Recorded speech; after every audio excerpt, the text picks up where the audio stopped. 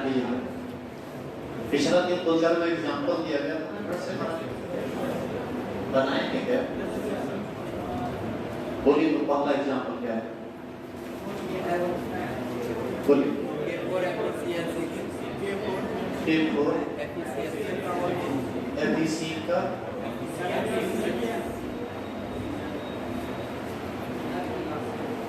FECL ये है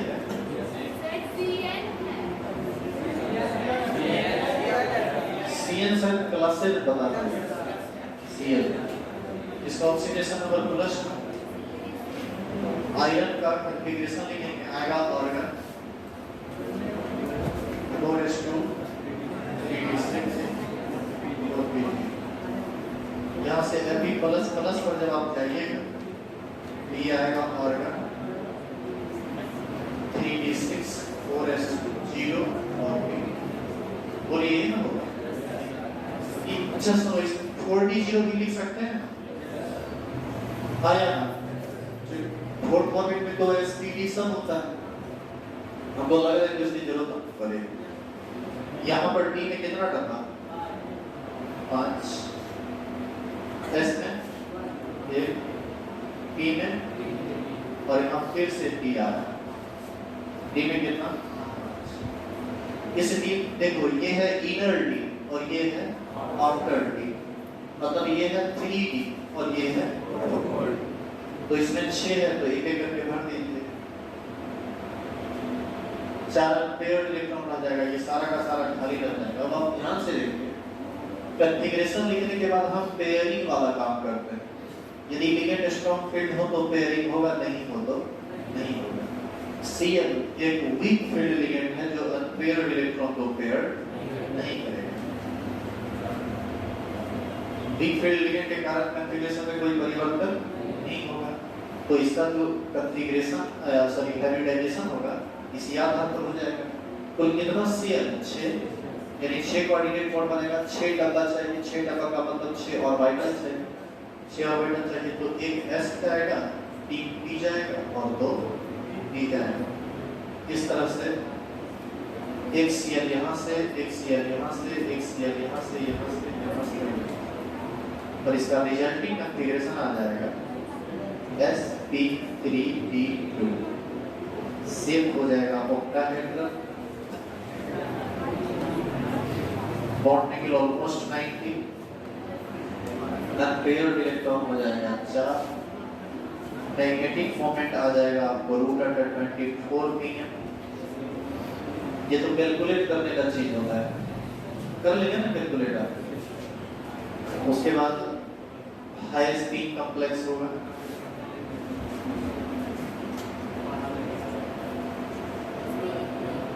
जो कि अनपेयर्ड इलेक्ट्रॉन चार्ज है, इसका मतलब ये पैरामैग्नेटिक होगा। और ये आउटर ऑर्बिटल कॉम्प्लेक्स है या इनर ऑर्बिटल? ये ऑर्बिटल आउटर में आया है तो इसको हम लोग बोलेंगे आउटर ऑर्बिटल कॉम्प्लेक्स।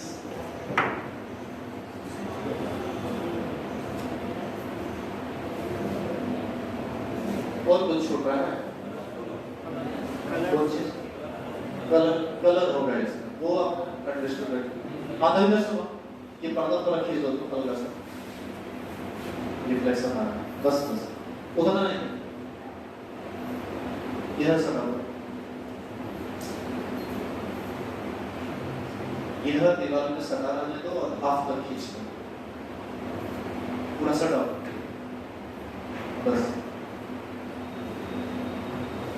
देखिए होगा आउटर ऑर्बिटल कॉम्प्लेक्स। बोलिए इसमें कोई दिक्कत है क्या? अगला एग्जांपल बताइए क्या है? ZnCl4 का होल NS3 का होल 4 प्लस कितना 2। अगला एग्जांपल है आपका ZnNS3 का होल 4 प्लस 2 प्लस। तो इस बार हम एग्जांपल चेंज कर दिए तो बातें बदल जाएंगी। ये आयरन इसी को हम बना देते हैं, ये जिंक बना देते हैं आयरन को, तो ये हो जाएगा बोलते हो तो बोलो हाँ यार, ये 10 हो जाएगा, ये 0 हो जाएगा। अब आपको इतना की आवश्यकता पड़ेगी नहीं। D10 में तो पूरा का पूरा भर गया, S पूरा का पूरा खाली है और P पूरा का पूरा खाली। इसका हाइब्रिडाइजेशन हो जाएगा sp3। इसका 4 होगा ना जरूरत पड़ेगा। फिर कितना लिगेंड है आपके पास? 4। और अनपेयर्ड इलेक्ट्रॉन पेयर्ड हो जाता है इस केस में, क्योंकि NH3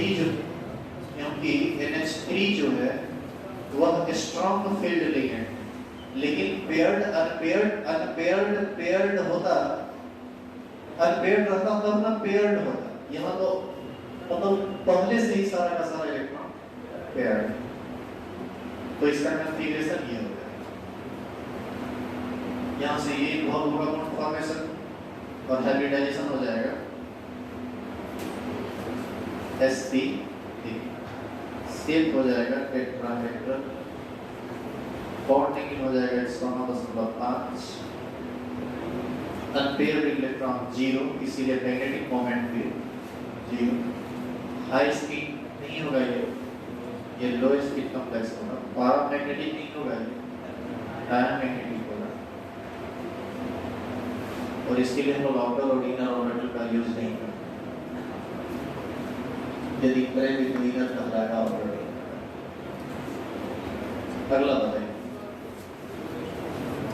CuNH3 whole power 4 plus star. CO Cu sir. Cu NH3 whole power. CuNH3 whole power 4 plus star. +1 charge है। Yes. +1 चार्ज यदि है ना, तो इसका भी कॉन्फ़िगरेशन हमको लगता है कि ऑलमोस्ट सेम आ जाएगा, सब चीज सेम आ जाएगा। देखो कैसे, बात नहीं कीजिए, देखिए यहाँ पर कॉन्फ़िगरेशन हम लोग किसका लिखेंगे? कॉपर का।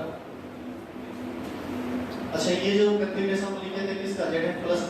कहाँ से Zn++ आया? Zn oxidation. अभी किसका लिखेंगे? कॉपर का। कॉपर का आपको याद है, ये एक्सेप्शनल कॉन्फ़िगरेशन है 4s1 और 3s1 होना है। अब हम कॉन्फ़िगरेशन में ही फंस जाएंगे तब तो दिक्कत है। याद है फुल फिट करने के लिए D9 से D10 हो जाता था, S से इलेक्ट्रॉन निकल जाता था। तो यहाँ पर इसका ऑक्सीडेशन नंबर निकालोगे ना, +1 आएगा, तो Cu+1 आएगा, तो Cu से कहाँ से इलेक्ट्रॉन निकलेगा? S से निकलेगा। S से निकल गया, बाद में क्या पता है कि सब चीज से बाद में कोई परिवर्तन इसमें होने वाला, मतलब जैसा सब चीज NH3 का होल फॉर्म था वैसा ही सब चीज Cu+1।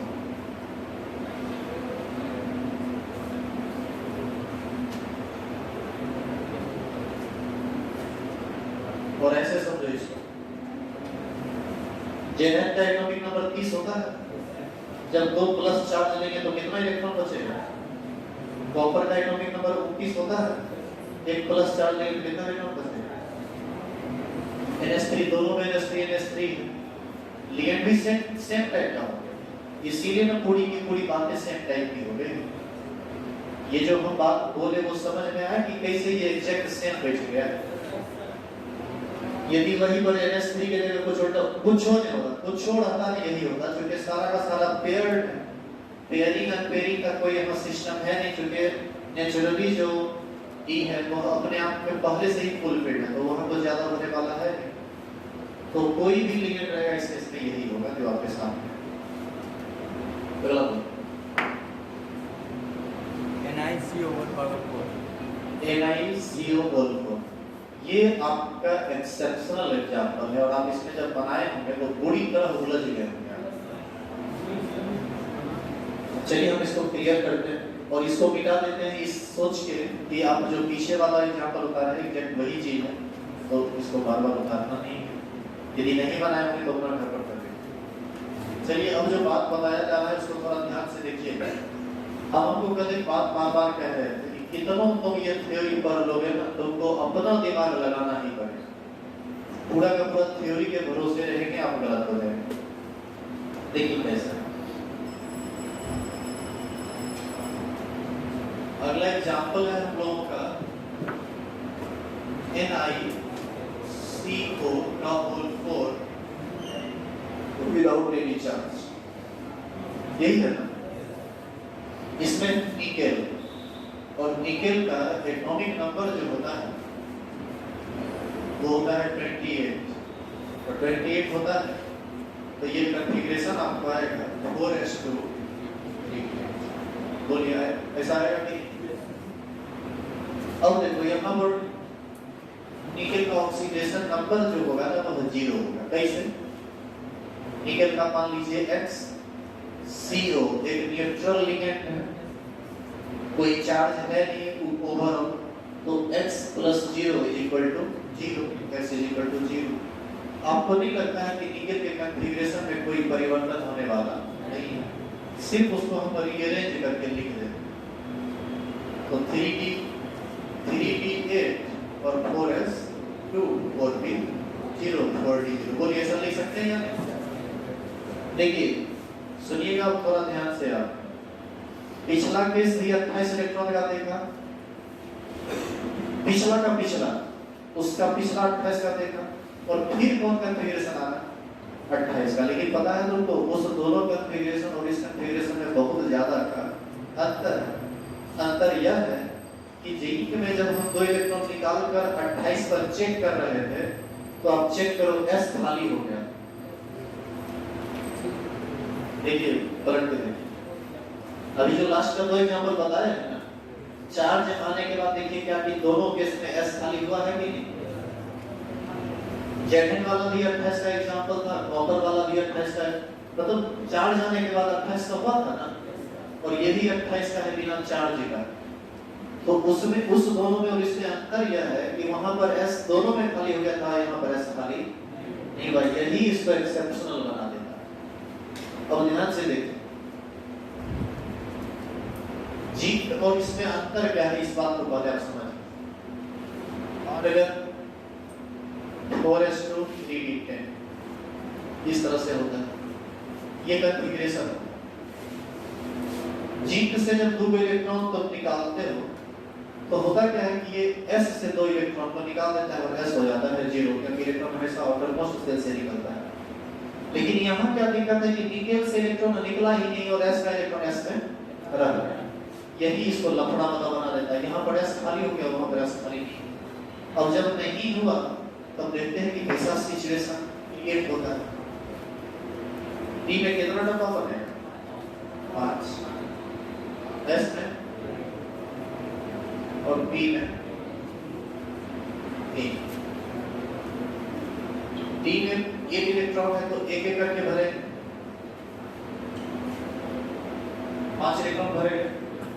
अब पेयरिंग करेंगे तो 1 2 3 5 3 5 पूरा हो गया 8। S में भी तो 2 इलेक्ट्रॉन है इस बार, और वो पूरा का पूरा खाली कर। अब ये लिगेंड स्ट्रॉन्ग फील्ड है या वीक फील्ड बताइए? स्ट्रॉन्ग फील्ड लिगेंड है, इससे तो ज्यादा स्ट्रॉन्ग फील्ड लिगेंड होता ही नहीं है। आप देखिए ना स्पेक्ट्रोकेमिकल सीरीज में सबसे लास्ट में CO दिखाया था, तो ये काफी ज्यादा स्ट्रॉन्ग फील्ड है। यह अनपेयर्ड इलेक्ट्रॉन को तुरंत पेयर कर देगा। तो पेयर करेगा तो इसका रिजल्टिंग कॉन्फ़िगरेशन क्या होगा?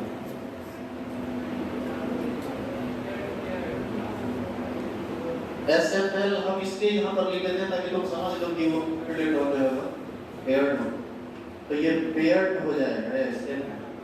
तो ये कैसा सिचुएशन क्रिएट करता है उसको ध्यान से देखें। ये यहाँ आएगा कंपोनेंट तक, ये भी पेयर्ड हो जाएगा और ये खाली हो जाएगा। बोलिए, और S में कितना इलेक्ट्रॉन? अब इसमें 2 इलेक्ट्रॉन करना है। अच्छा इसका कोऑर्डिनेशन नंबर कितना है? इसका कोऑर्डिनेशन नंबर कितना? 4 कोऑर्डिनेशन नंबर में 2 ही तरह का बात हो सकता है, या तो हाइब्रिडाइजेशन sp3 होगा या फिर हाइब्रिडाइजेशन dsp2 होगा। लेकिन जो भी होगा उसमें S का होना जरूरी है। क्या आप यहाँ पर S को इन्वॉल्व कर पाएंगे?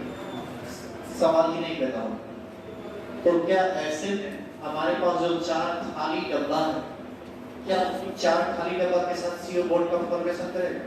यह भी संभव नहीं, इसलिए संभव नहीं है क्योंकि कोई भी हाइब्रिडाइजेशन बिना s ऑर्बिटल के पॉसिबल। क्या आप कभी pp3 का नाम सुने? आप sp सुने, sp2 सुने, sp3 सुने, sp3d सुने, sp3d2 सुने, sp3d3 सुने, आप d2 sp3 सुने। क्या इनको कोई सा हाइब्रिडाइजेशन है जिसमें s ना हो? यह बात आपको हाइब्रिडाइजेशन नहीं बताया गया कि मिक्सिंग में सबसे पहले इन्वॉल्व होता है s। बिना s के तो मिक्सिंग संभव ही नहीं है, क्योंकि s ही सबसे नजदीक रहता है और s का एनर्जी सबसे कम होता है। तो ऐसी स्थिति में ये लिगेंड क्या करेगा? s को खाली करने का प्रयास करेगा और s खाली होकर जाएगा कहाँ? बताइए कहाँ जाएगा? d में जाएगा, क्योंकि यदि d में चला गया तो d फुल फील्ड हो जाएगा। ये कम एनर्जी वाला ऑर्बिटल अपना इलेक्ट्रॉन कंप्लीटली ट्रांसफर कर देगा, पूरा का पूरा इलेक्ट्रॉन शिफ्ट कर जाएगा d में, और ये d में शिफ्ट करने के बाद का जो रिजल्टिंग कॉन्फ़िगरेशन होगा आफ्टर शिफ्टिंग,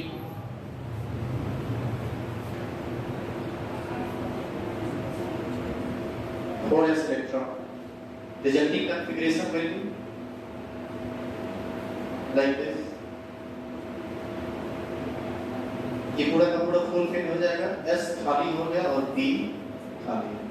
अब ये आसानी से इसी s और 3p के साथ बॉन्ड फॉर्मेशन में इन्वॉल्व होगा और एक CO यहाँ बॉन्ड बनाएगा, एक यहाँ, एक यहाँ, एक यहाँ, 4 कोऑर्डिनेट बॉन्ड बनेगा। हाइब्रिडाइजेशन क्या हो जाएगा? sp3। तो यहाँ से पता चला हाइब्रिडाइजेशन sp3 होगा। शेप क्या होगा? शेप टेट्राहेड्रल होगा। बॉन्ड एंगल क्या होगा? 109.5 डिग्री। अनपेयर्ड इलेक्ट्रॉन एक भी नहीं है, मैग्नेटिक मोमेंट 0 हो जाएगा, फिर डायमैग्नेटिक होगा।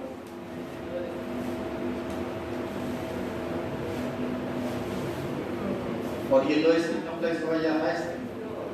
ये लो स्पिन कॉम्प्लेक्स।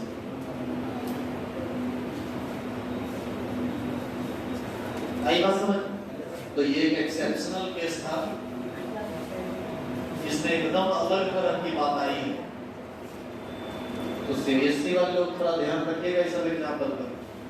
जो बिहार बोर्ड में उनके लिए ये एकदम जरूरी है, बिहार बोर्ड इस सब लेवल पे क्वेश्चन नहीं करता, लेकिन सीबीएसई वाले लोग ध्यान रखिएगा, वहाँ तो ऐसा ही पूछता है। वहाँ जब भी पूछेगा आपको तो टेढ़ा मेढ़ा पूछेगा, कहाँ से कहाँ घुमाएगा।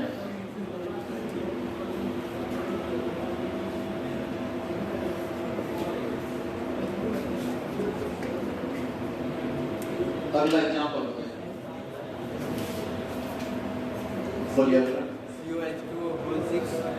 COH2O whole 6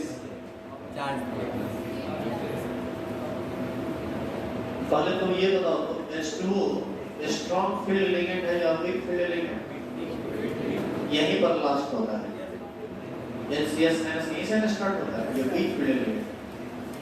सुन लो, कौन सी है, CO या CR? CO। देखते हैं, इसको पूरा कर लीजिए आप, जो लोग नहीं बनाए।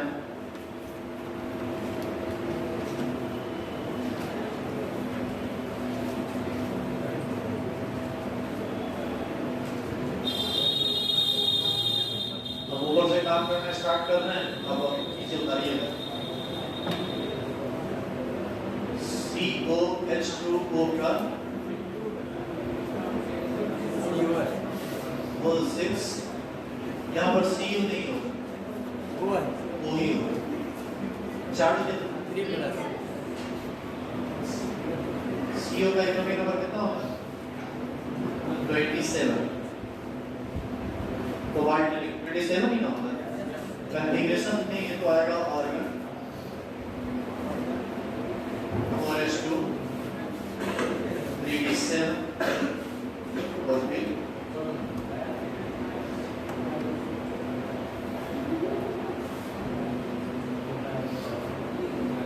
चार्ज कितना है?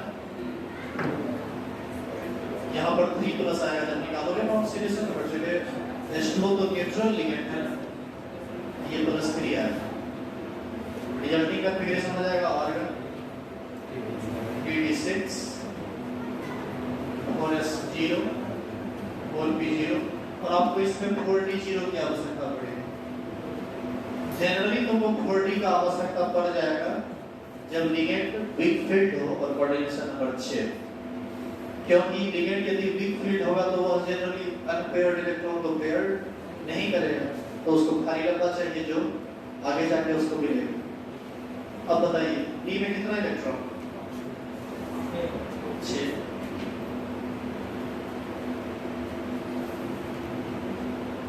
हो गया 6। एस पूरा का पूरा खाली, डी पूरा का पूरा खाली और डी में कितना डब्बा बनेगा? ये आउटर डी है और यह इनर डी है। तो ये लिगेंड जो है WFL के केस में ये अनपेयर्ड ही रह जाएगा। 6 H2O को जोड़ना है तो 6 डब्बा चाहिए, एक S3P और 2। बताइए कन्फिगरेशन ये क्या हो जाएगा इसका कैपिटल sp3d2 सेम हो जाएगा ऑक्टाहेड्रल,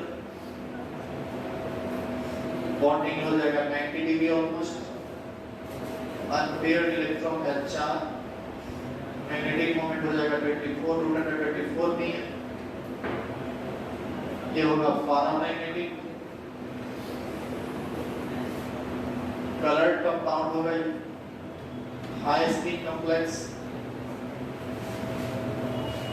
और होगा ये आउटर ऑर्बिटल कॉम्प्लेक्स। क्या बात समझ में आया? अच्छा थोड़ा सा ध्यान दो और इसी में एक समझ लो यदि बाद में यदि तुमको जरूरत पड़ा तो, यदि इस H2O के जगह पर NH3 होता तो क्या होगा? यदि इस H2O के जगह पर NH3 होता तो क्या होगा? ये सब बात तो सेम होता, लेकिन यहाँ पर ये जो अनपेयर्ड इलेक्ट्रॉन है ना वो सब का सब पेयर्ड हो जाता। थोड़ा ध्यान से सुनो, बाद में होता बाद में फंस जाओगे दूसरा एग्जाम्पल। ये इलेक्ट्रॉन उठ के इसको पेयर करेगा, ये इलेक्ट्रॉन उठ के इसको पेयर करेगा, डी दो पहले ही खाली हो जाएगा और जब डी खाली हो जाएगा तो पहले अंदर वाला डी भरेगा, बाद में उसका जरूरत पड़ेगा तो भरेगा। तो दो को डी, एक एस और तीन पी कॉन्फ़िगरेशन में भाग लेगा और कॉन्फ़िगरेशन ये हाइब्रिडाइजेशन में भाग लेगा और हाइब्रिडाइजेशन हो जाएगा D2 sp3 और ये सारा का सारा इनर ऑर्बिटल कॉम्प्लेक्स में जगह चला जाएगा, जहां पर अनपेयर्ड इलेक्ट्रॉन 0 हो जाएगा, डायमैग्नेटिक हो जाएगा, मैग्नेटिक मोमेंट 0 हो जाएगा, लो स्पिन कॉम्प्लेक्स हो जाएगा, इनर ऑर्बिटल कॉम्प्लेक्स हो जाएगा। आई बस तो एक सीक्वेंस को पकड़ लोगे तो इसमें कुछ है नहीं। हां कभी-कभी एक्सेप्शनल केस आता है तो वो थोड़ा परेशान आपको कर सकता है। अगला एग्जांपल दो। COF6 charge 3 minutes। COF6 F formula power 6। COF6 charge 3 minus। Yes। COF same बनेगा। सुनो अगला एग्जांपल आपका है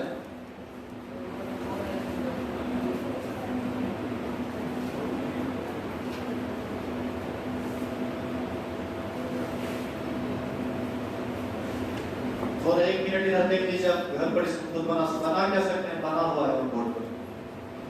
आपका अगला एग्जांपल है COF6 3 माइनस है। Yes sir।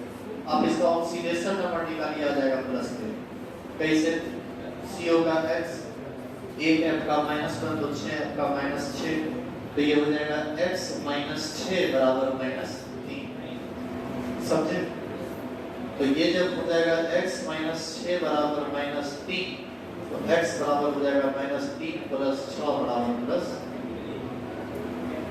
और जब CO पर +3 चार्ज जाएगा तो एग्जैक्ट सेम बातें हो जाएगी। तो यहाँ भी CO पर +3 है, यहाँ पर भी CO पर +3 है। वहाँ भी H2O वीक लिगेंड था और यहाँ भी F वीक लिगेंड। पेयरिंग यहाँ भी नहीं हुआ था, पेयरिंग यहाँ भी नहीं होगा, सब चीज एग्जैक्ट सेम आ जाएगा। इसके नीचे टोटल सेम डिटो कर दीजिए। समझे या इसमें आपको कुछ दिक्कत? अगला एग्जांपल हो गया। एक एग्जांपल हमारे हम दे रहे हैं इसको बनाने, और ये लास्ट एग्जांपल कल से अगला टॉपिक स्टार्ट हो जाएगा जिसका नाम है CFT crystal field theory. Example अभी बनाइए तो जल्दी से। AgNH3 का होल 2 प्लस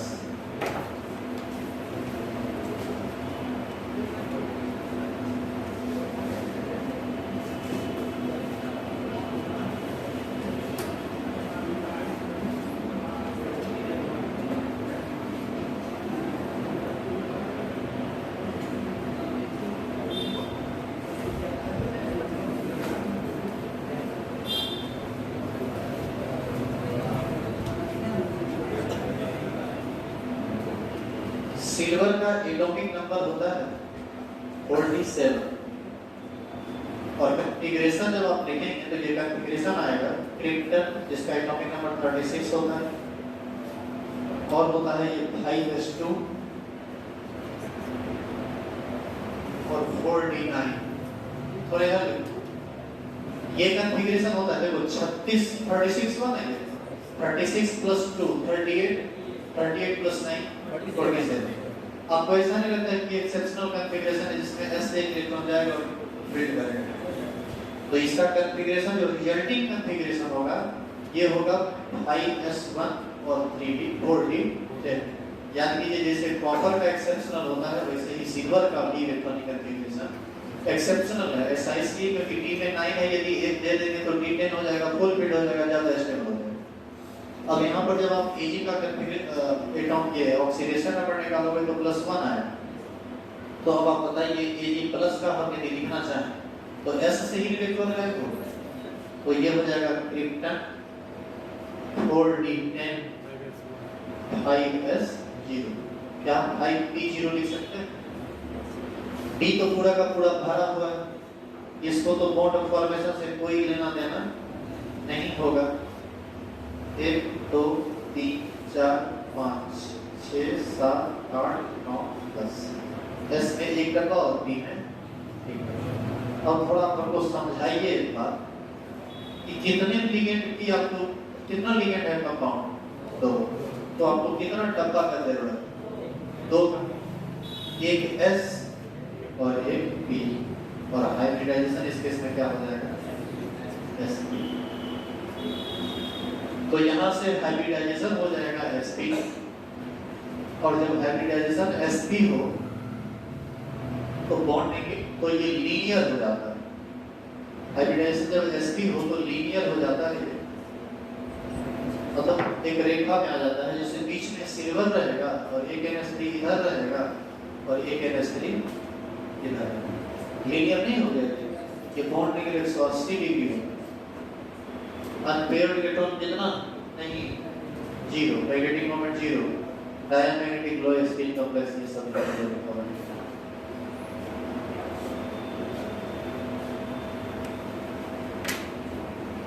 कल से स्टार्ट होगा इसका नया टॉपिक क्रिस्टल फील्ड थ्योरी और इसके बारे में पहले हम आपको कुछ समझा दें। सबसे पहले आप ये सुन लीजिए कि ये आया क्यों, CFT क्यों आया।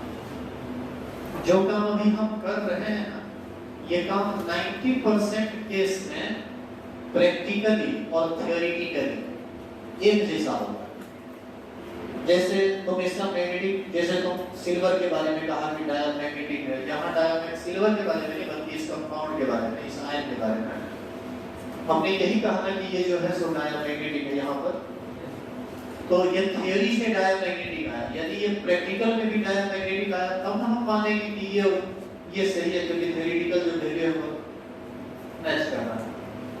एक्चुअल में होगा क्या है कि 90% केस में ये थियोरेटिकल वैल्यू और प्रैक्टिकल वैल्यू सेम आ जाता है, लेकिन 10% केस ऐसा होता है जिसमें हाइब्रिडाइजेशन वगैरह सेम आ जाता है लेकिन अनपेयर्ड इलेक्ट्रॉन का जो संख्या है वह फ्लक्चुएट हो जाता है, वो कुछ और आ जाता है।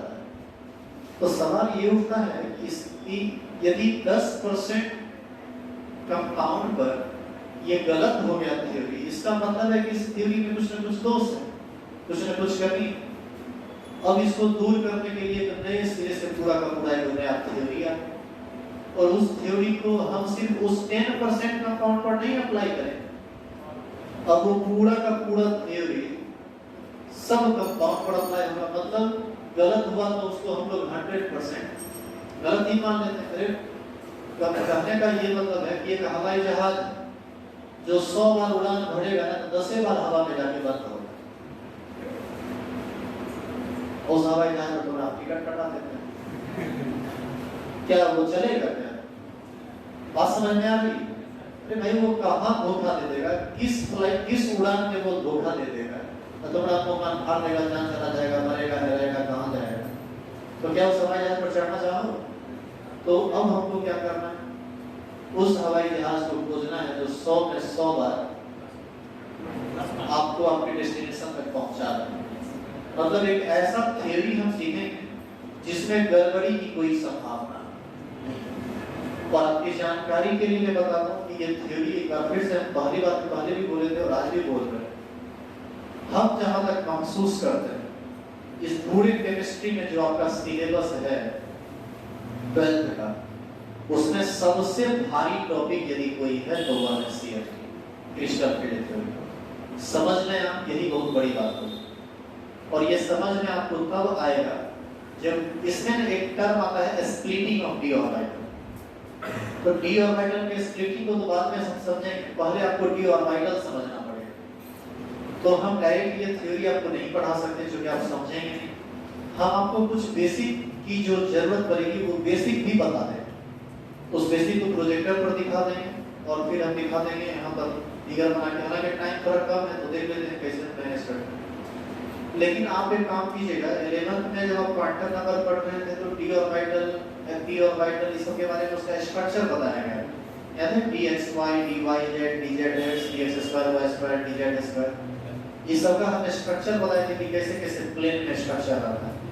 यदि वो स्ट्रक्चर आएगा तो कर पाएंगे, नहीं आएगा तो नहीं कर पाएंगे। ये पहली बात। दूसरी बात, यह थ्योरी सिर्फ CBSE वालों के लिए इम्पोर्टेंट है, बिहार बोर्ड वालों के लिए इम्पोर्टेंट नहीं। तो बिहार बोर्ड वाले चाहें तो बैठ सकते हैं क्लास में और ना चाहें तो नहीं बैठ सकते, लेकिन बैठोगे तो वो समझ में तो आ जाएगा। आज हम देखो ये इसको खत्म होने में 2 से 3 दिन समय